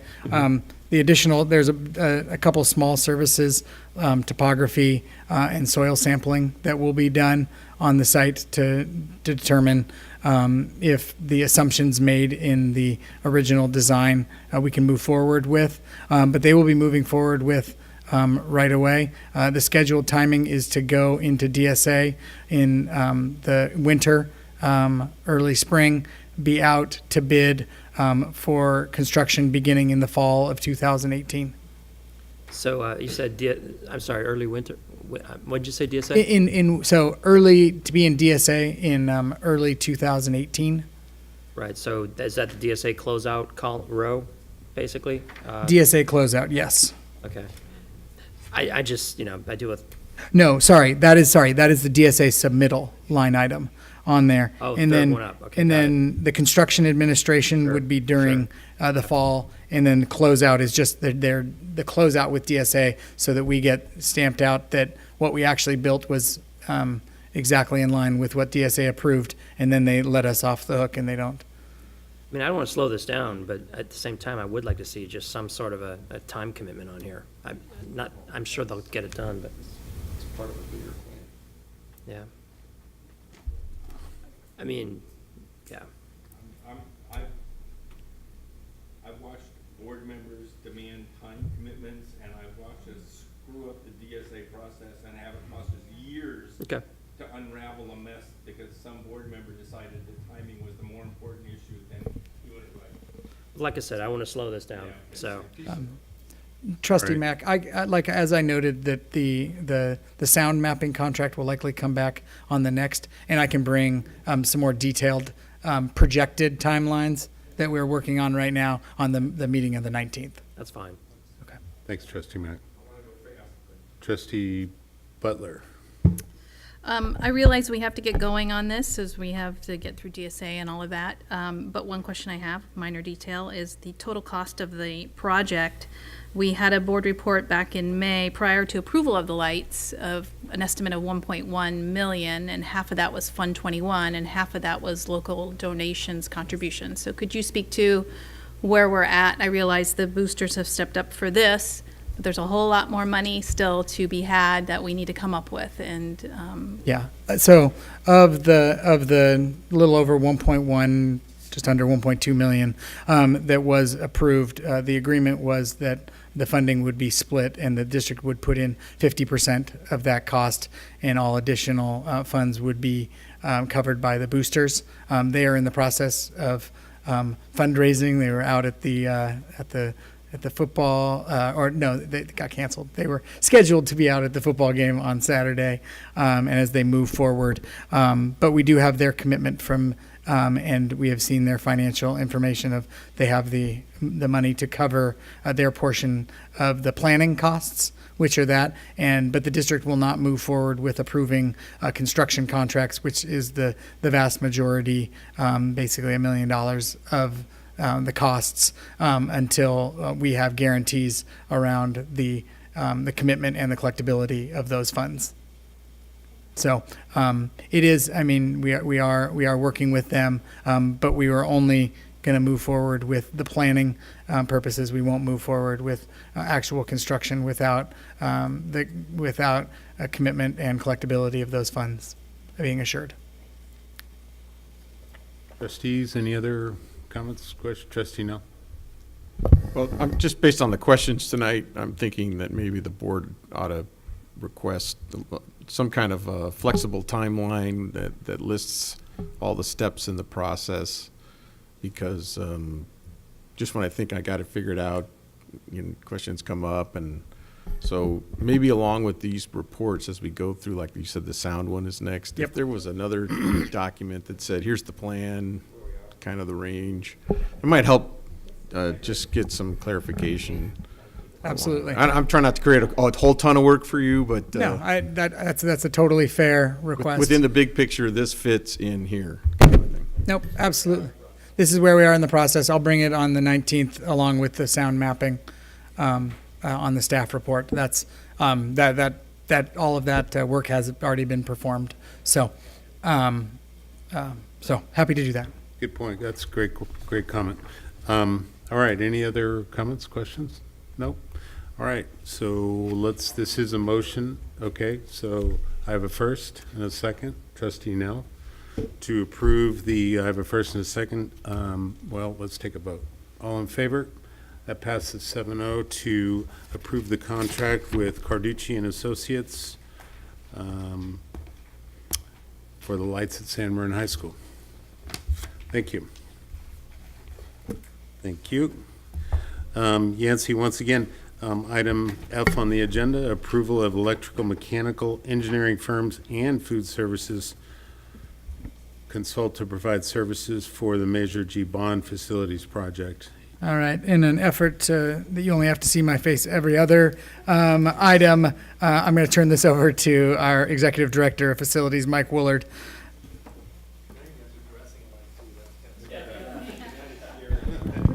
Trying to be the mini-me, it's not working out well.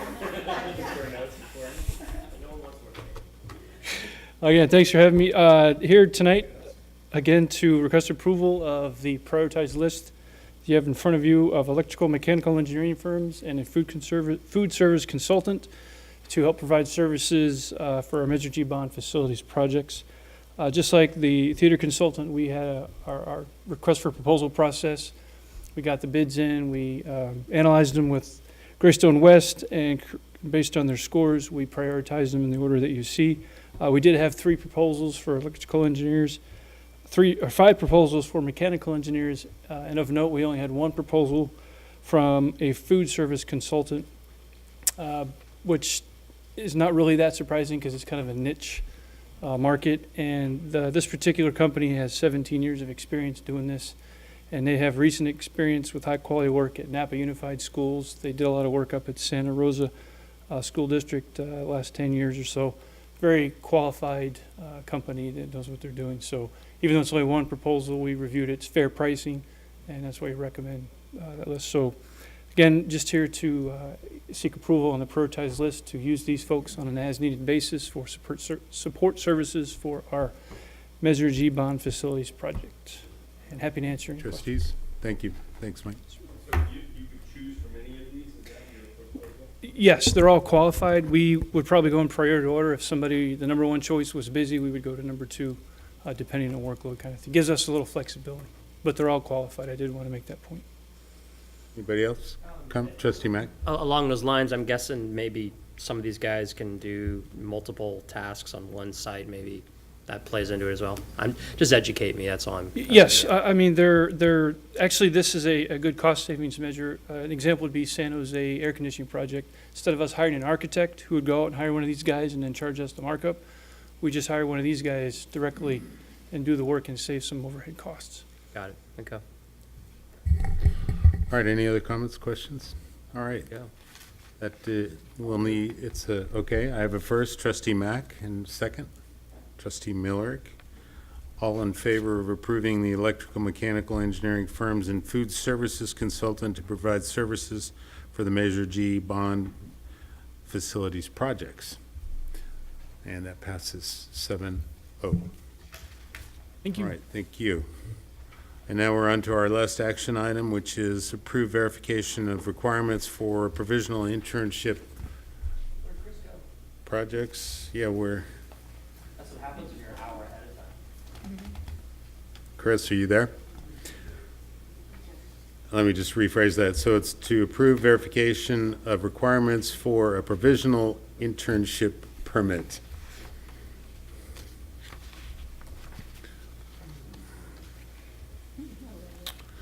Boy, how you going, guys? We're gonna have to dock him a little pay or something. Twiddling our thumbs. What are you doing in there? Welcome back. You are, yeah. We're happy to.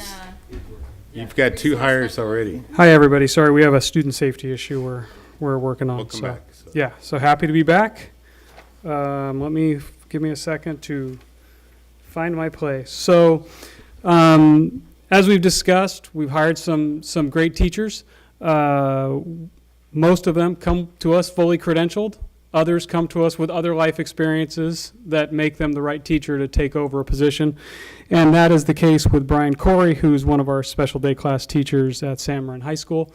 He meets all the requirements to have a credential. It would be a preliminary internship permit credential. We believe that Brian's the right person to lead this classroom. He'll get a lot of support through his university, through our special ed department, through our instructional services department, but most importantly through his team there at San Marin High School. We recommend the approval of the verification of requirements for the provisional internship permit for Brian Corey. Trustees? I'll move. We have a first, Trustee Aguilar. Second, Trustee No. Any comments, questions? Nope. All in favor? Passes 7-0. Thank you very much. All right, thank you. Appreciate that. And before I close the meeting, I would like to once again say thank you to the Gina and Peter Haas Jr. Foundation, Fund Foundation, for once again stepping forward to help this school district with another large donation in support of our students. Very much appreciated. This meeting is adjourned.